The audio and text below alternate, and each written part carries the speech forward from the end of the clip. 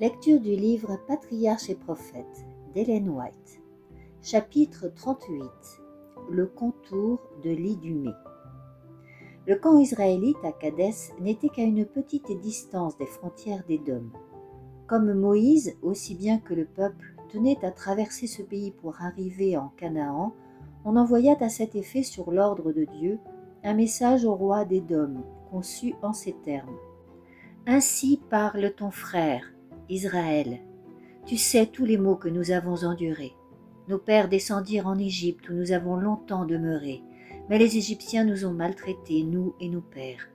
Nous avons crié à l'Éternel, il a entendu notre voix, il a envoyé un ange, il nous a fait sortir d'Égypte. Nous voilà maintenant à Kadès, ville qui est à la limite de ton territoire. Permets que nous passions par ton pays. Nous ne traverserons ni les champs ni les vignes, et nous ne boirons pas l'eau des puits. Nous suivrons la route royale sans nous détourner à droite ni à gauche, jusqu'à ce que nous ayons franchi ton territoire. » À cette requête polie, le roi d'Édom opposa ce refus menaçant. « Tu ne passeras point chez moi, sinon je sortirai à ta rencontre avec l'épée. » Étonnés de cet échec, les chefs d'Israël renouvelèrent leur demande, accompagnés de cette promesse. « Nous monterons par la grande route, et si nous buvons de tes eaux, nous et nos troupeaux, nous en paierons le prix. Laisse-nous seulement passer à pied, pas davantage. » Le roi répondit, « Tu ne passeras point. » Des bandes édomites armées avaient déjà pris position au passage difficile, de sorte que toute avance paisible dans cette direction était impossible. Et comme Dieu avait interdit de recourir aux armes contre Édom, il fallut se résigner à contourner péniblement ce pays. Si, en face de cette difficulté, le peuple s'était confié en Dieu, le capitaine des armées célestes l'aurait conduit à travers l'Idumée. Ses habitants auraient été saisis d'une telle frayeur qu'au lieu de manifester de l'hostilité, ils se seraient montrés très accueillants. Mais les Israélites n'avaient pas obéi avec promptitude aux ordres reçus.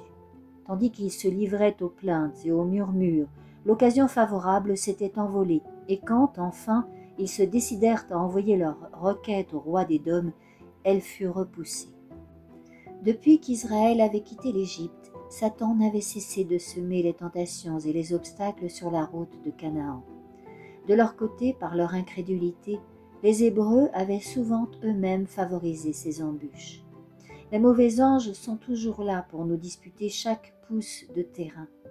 Il importe donc de croire à la parole de Dieu et d'y obéir aussitôt, tandis que les bons anges sont prêts à nous seconder.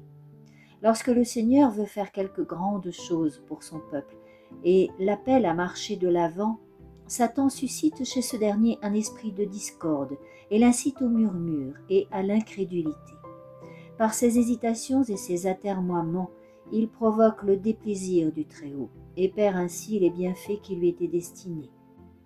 Les serviteurs de Dieu doivent être des hommes d'action, toujours prêts à entrer dans la voie que leur ouvre la Providence. Tout délai de leur part fournit à Satan l'occasion de leur infliger une défaite. Dans les premières instructions données à Moïse pour traverser l'Idumée, Dieu, tout en prévenant Israël que les Édomites auraient peur d'eux, leur interdisait de tirer parti de cet avantage. Ils ne devaient pas profiter du fait que la puissance de Dieu était de leur côté pour leur faire du mal. « Soyez bien sur vos gardes, leur avait-il dit. N'ayez point de démêlés avec eux, car je ne vous donnerai rien dans leur pays, pas même de quoi y poser la plante du pied. J'ai donné à Ésaü en héritage la montagne de Séhir. » Les Édomites étaient des descendants d'Abraham et Isaac, et c'est pour l'amour de ces patriarches que Dieu usait de miséricorde envers eux. Aussi longtemps qu'ils ne dépassaient pas les limites de la miséricorde divine, il ne fallait pas les inquiéter dans leur héritage. Les habitants de Canaan, qui avaient fait déborder la coupe de leur iniquité, devaient disparaître, mais les enfants d'Ésaü étaient encore les objets de la grâce divine et méritaient d'être traités avec compassion. Les ancêtres de ces deux nations étant frères, il ne devait exister entre elles que des relations cordiales. Il fut donc interdit à Israël de tirer vengeance de l'affront qui lui avait été fait. Et il ne devait songer à s'annexer aucun territoire de l'Idumée. Bien qu'étant le peuple choisi et favorisé de Dieu, il ne fallait pas qu'il se considère comme ayant seul droit à l'héritage de la terre, ni qui cherche à en exclure toutes les autres nations.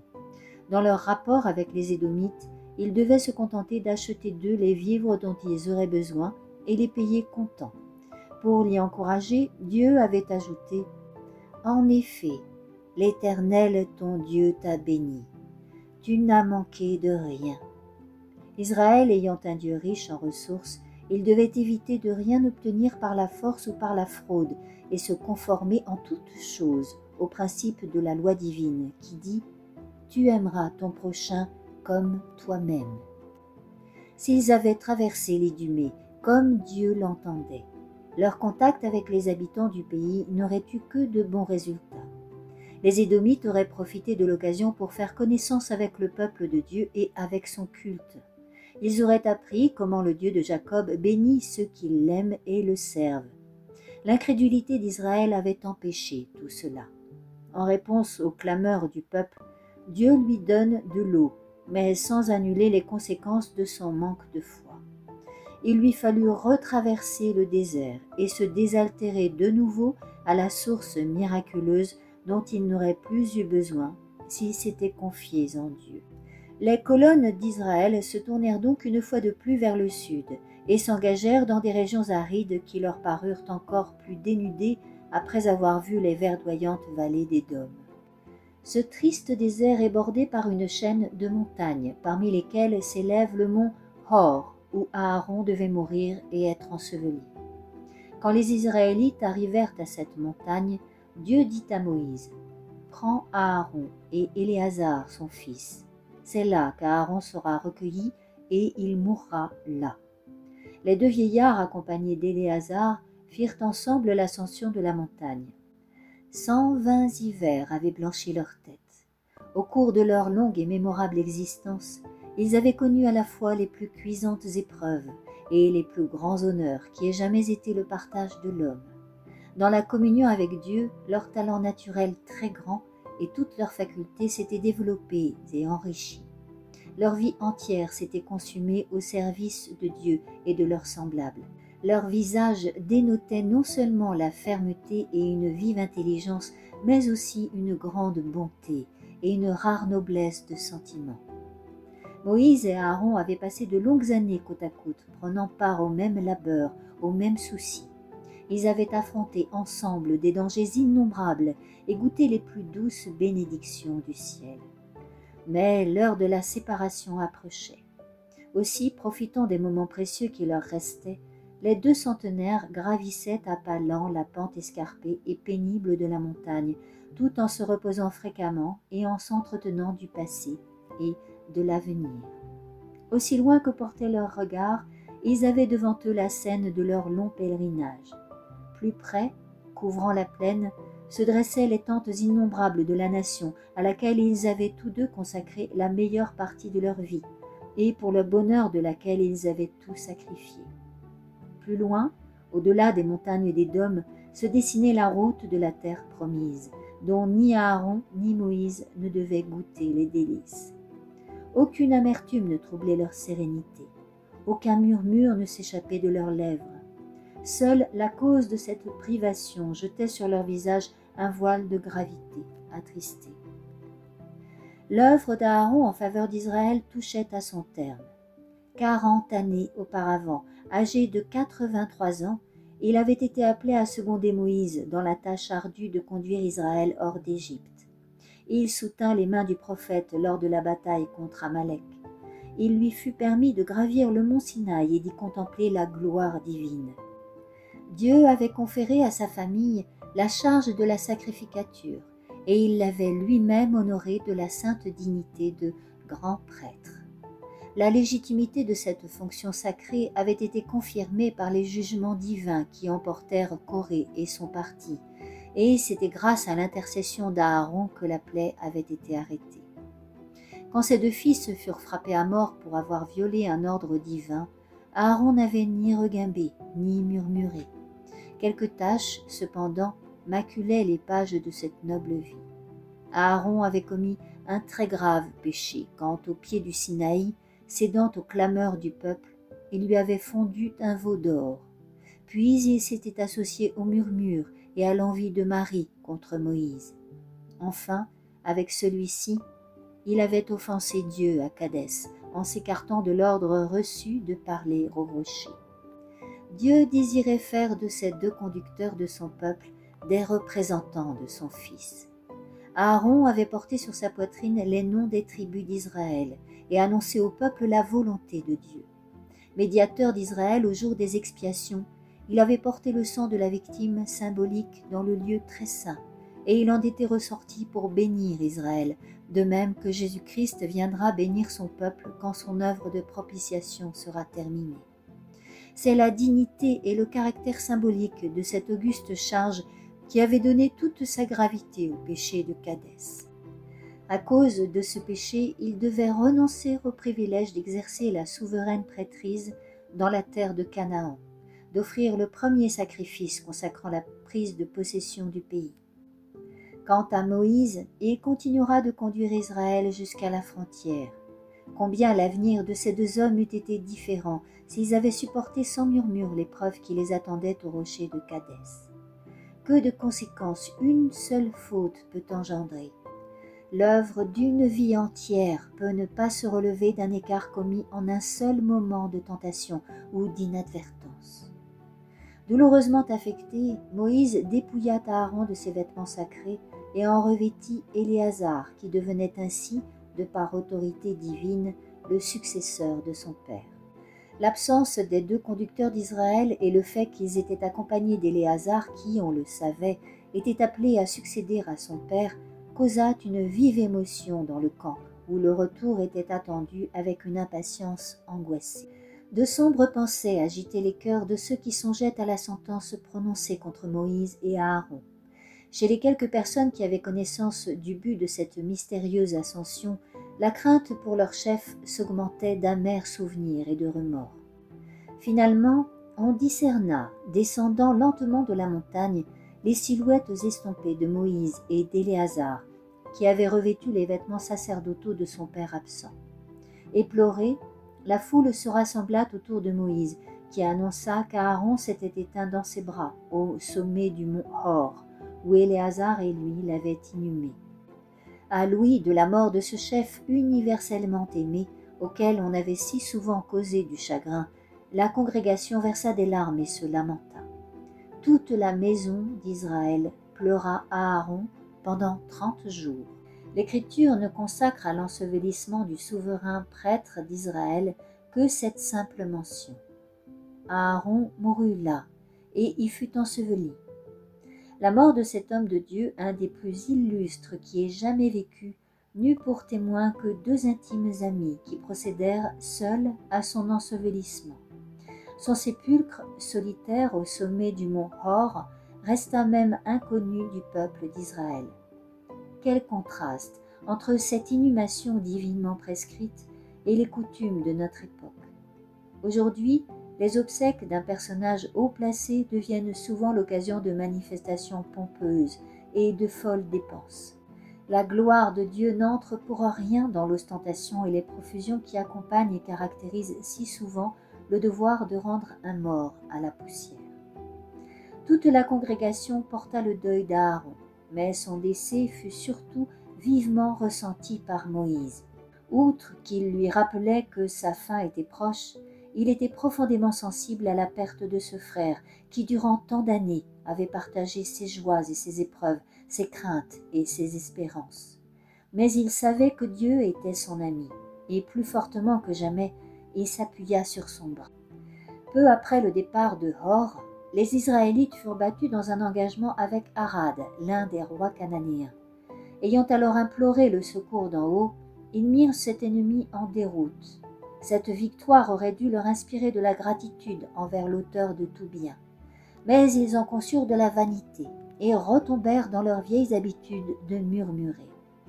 Persuadés qu'ils seraient venus à bout de leurs ennemis tout aussi facilement 40 ans plus tôt, après le retour des espions, ils se plaignirent de ce long et inutile séjour dans le désert, alors qu'ils auraient pu marcher immédiatement vers Canaan. En s'avançant vers le sud, ils arrivèrent dans une vallée sablonneuse et brûlée, sans ombre ni végétation. La route paraissait longue et pénible. Les voyageurs étaient à la fois altérés et fatigués. Cette nouvelle épreuve de leur foi et de leur patience les prit au dépourvu.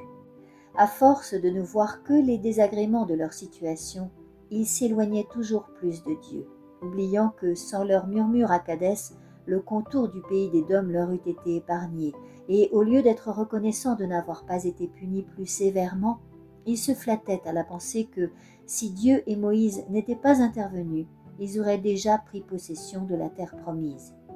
Ne nourrissant plus guère envers Dieu quoi qu'il fît que de l'amertume et du mécontentement, ils en vinrent finalement à envisager l'Égypte comme plus désirable que la liberté et le pays de Canaan. Le peuple murmura donc contre Dieu et contre Moïse en disant « Pourquoi nous avez-vous fait monter hors d'Égypte pour nous laisser mourir dans le désert? Car on n'y trouve ni pain ni eau, et notre âme est dégoûtée de cette misérable nourriture. » Courageusement, Moïse leur reprocha leur ingratitude. « Seule la puissance de Dieu, leur dit-il, a pu vous protéger à travers cet immense et redoutable désert, plein de serpents brûlants et de scorpions, désert aride et sans eau. Chaque jour de votre long pèlerinage, un miracle de la miséricorde divine vous a gardé. Sur tout le parcours de la route tracée par Dieu, il y eut de l'eau pour vous désaltérer et du pain pour apaiser votre faim. Vous avez voyagé sain et sauf de jour sous la colonne de nuée, de nuit sous la colonne de feu. Soutenu par des anges, vous avez gravi des cols difficiles au sommet des rochers et suivi les sentiers raboteux du désert. Malgré les privations de votre vie nomade, il n'y a pas, dans tous vos rangs, une seule personne souffrante. Au cours de vos longues traites, vos pieds ne se sont pas enflés et vos vêtements ne se sont pas usés. Dieu vous a protégé des bêtes féroces et des reptiles venimeux des forêts et du désert. Si en présence de tous ces gages de son amour, vous continuez de vous plaindre, prenez garde qu'il ne vous retire sa protection et que de nouvelles tribulations ne vous amènent à apprécier ses soins et sa miséricorde. Protégés par la puissance divine, les Hébreux n'ont pas vu les dangers innombrables qui les entouraient sans cesse. Aussi, dans leur ingratitude et leur incrédulité, ils croient une fois de plus aller au-devant de la mort. En conséquence, Dieu va précisément permettre à celle-ci de les atteindre. Les serpents venimeux qui infestaient le désert étaient appelés serpents brûlants, en raison des effets meurtriers produits par leurs morsures, qui suivaient une violente inflammation et une mort soudaine. Tout à coup, un grand nombre d'Israélites se virent poursuivis par ces dangereux reptiles. La terreur et la confusion se répandirent à travers tout le camp. Dans presque chaque tente, il y avait des morts ou des mourants. Personne n'était épargné. Le silence de la nuit même était fréquemment troublé par les cris perçants de nouvelles victimes. Chacun était occupé à soigner des blessés ou à veiller avec une mortelle angoisse sur ceux qui n'étaient pas encore atteints. À ce moment-là, personne ne murmurait plus, et cependant, les tribulations du passé étaient sans comparaison avec les souffrances actuelles. Alors, le peuple, humilié et repentant, alla se confesser auprès de Moïse. « Nous avons péché, dirent-ils, car nous avons parlé contre l'Éternel et contre toi. » Peu de temps auparavant, ils avaient accusé leur chef d'être leur pire ennemi, la source de tous leurs maux, en sachant parfaitement bien que cette affirmation était fausse. Mais dès qu'un danger réel fondait sur eux, ils accouraient à lui comme à leur seul intercesseur. « Prie l'Éternel, disait-il, pour qu'il éloigne de nous ces serpents. » Moïse reçut l'ordre de faire un serpent d'airain semblable à ceux qui tourmentaient le peuple, et de l'élever au milieu du camp, faisant savoir que tous ceux qui dirigeraient les yeux sur cette effigie seraient soulagés. Il obéit, et bientôt la joyeuse nouvelle se répandit parmi le peuple que ceux qui avaient été mordus pouvaient échapper à la mort. Comme un grand nombre de personnes avaient déjà succombé, plusieurs avaient du mal à croire qu'il suffisait, pour être guéris, de regarder l'image métallique dressée par Moïse sur une perche. Ceux-là périrent dans leur incrédulité. Un grand nombre de blessés, cependant, eurent foi au divin remède. Des pères, des mères, des frères, des sœurs s'employaient activement à aider leurs amis mourants à regarder le reptile symbolique. Un seul regard jeté sur lui par les moribonds suffisait. Ils étaient complètement rétablis. Les Israélites savaient que ce serpent de métal n'avait pas le pouvoir d'opérer un miracle et que sa vertu guérissante venait de Dieu. Ce simple rite avait pour but d'enseigner au peuple que c'étaient ses péchés qui lui avaient attiré cette affliction, et lui apprenait qu'en obéissant à Dieu, il n'avait aucun danger à redouter. Une importante leçon spirituelle se dégageait de l'élévation du serpent. Les Hébreux ne pouvaient pas eux-mêmes se préserver des effets du venin fatal. Dieu seul pouvait les guérir, mais à condition qu'ils croient au remède divinement prescrit. Il fallait regarder pour vivre. C'était leur foi qui était agréable à Dieu, et cette foi, ils la manifestaient en considérant le serpent comme le symbole du Rédempteur à venir, grâce au seul mérite duquel on peut être sauvé. Jusqu'alors, un grand nombre d'Israélites avaient apporté leurs offrandes à Dieu, avec la pensée qu'ils faisaient ainsi l'entière expiation de leurs péchés. Or, Dieu voulait leur enseigner que leurs sacrifices n'ayant par eux-mêmes pas plus de vertu que le serpent d'airain, ils devaient diriger leurs pensées vers le Sauveur promis. De même que Moïse éleva le serpent dans le désert, de même il faut que le Fils de l'homme soit élevé, afin que quiconque croit en lui ait la vie éternelle. Tous ceux qui ont vécu ici-bas ont senti la morsure du serpent antique, appelé le diable et Satan. Les conséquences fatales du péché ne peuvent être supprimées que par le remède procuré par Dieu lui-même. Les Israélites, qui sauvèrent leur vie en regardant le serpent, avaient manifesté leur foi. De même, le pécheur qui dirige son regard sur le Sauveur vivra. Par la foi au sacrifice expiatoire, il recevra le pardon. Différent du symbole inerte et inanimé, Jésus-Christ possède en lui-même une vertu, un pouvoir qui guérit le pécheur repentant. Mais si le pécheur est incapable de se sauver lui-même, il a cependant quelque chose à faire pour obtenir le salut. « Je ne mettrai dehors celui qui vient à moi, dit le Sauveur. Il faut venir à lui, et quand nous nous détournons de nos péchés, il faut croire qu'il nous accueille et nous pardonne. La foi est la main de l'âme qui s'empare de la grâce et de la miséricorde divine. C'est un pur don de Dieu, à nous de l'exercer. Nous ne devons pas nous figurer que nos mérites peuvent nous sauver. Un grand nombre de personnes ont désiré et longuement cherché à obtenir ce bienfait, sans jamais le recevoir, parce qu'elles croyaient pouvoir faire quelque chose pour s'en rendre dignes. Seule la justice de Jésus, c'est-à-dire ses mérites, peut nous assurer les bienfaits de l'alliance de grâce. Il faut détourner ses regards de soi-même, croire que Jésus est un sauveur pleinement suffisant, qu'il est notre seule espérance de salut, car il n'y a sous le ciel aucun autre nom qui ait été donné aux hommes par lequel nous devions être sauvés.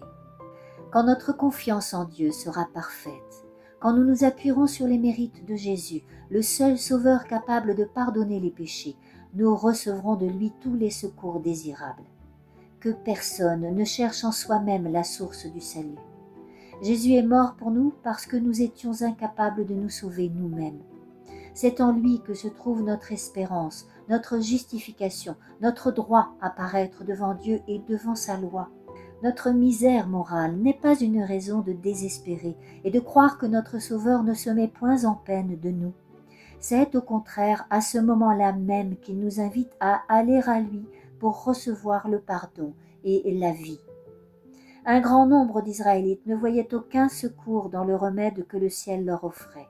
Entourés de toutes parts de morts et de mourants, convaincus que sans le secours de Dieu ils étaient perdus, ils continuaient néanmoins à se lamenter de leurs blessures et de leurs douleurs, alors qu'ils auraient pu être instantanément guéris. La mort se dressait devant eux, leurs forces les abandonnaient, leurs yeux devenaient vitreux, et cependant ils continuaient à repousser un remède qui était tout près d'eux. Êtes-vous conscient de votre danger et de votre impuissance loin de Jésus? Ne vous épuisez pas en vaines lamentations, ne vous plongez pas dans le découragement. Reposez-vous sur les mérites d'un Sauveur crucifié et ressuscité. Regardez et vivez. Jésus vous a donné sa parole. Il sauve tous ceux qui viennent à lui. Des millions de personnes en quête de guérison rejettent sa miséricorde, mais il n'en laissera pas périr une seule qui se confie en ses mérites. Ils sont nombreux ceux qui ne veulent pas accepter le Sauveur avant d'avoir compris tous les mystères de la rédemption. Ils ont beau voir autour d'eux des milliers d'âmes qui ont porté leurs yeux sur la croix du calvaire, ils en ont reçu l'efficace. Ils se refusent à diriger sur elle le regard de la foi. D'autres s'égarent dans les dédales de la philosophie à la recherche de raisons et de preuves qu'ils ne trouveront jamais. Ils rejettent les lumières et les preuves que Dieu a bien voulu nous donner. Ils refusent de marcher à la lumière du soleil de justice avant qu'on leur ait expliqué pourquoi il brille. Ceux qui persistent dans cette voie ne parviendront jamais à la connaissance de la vérité. Dieu ne nous enlèvera pas tout motif de douter. À chacun, il donne des preuves suffisantes pour étayer sa foi. Si nous ne les acceptons pas, il nous abandonne dans les ténèbres, comme il laissa périr ceux qui, mordus par les serpents, se mettaient à poser des questions au lieu d'accepter le remède. Le regard de la foi donne la vie. Regardons à Jésus. C'est notre premier devoir. Je t'invite à la suite de ce récit au chapitre 39 intitulé « La conquête de Bazan ». Et si tu as apprécié cette lecture, n'hésite pas à liker le petit pouce qui pointe vers le ciel afin de faire croître les audiences et à partager. Merci.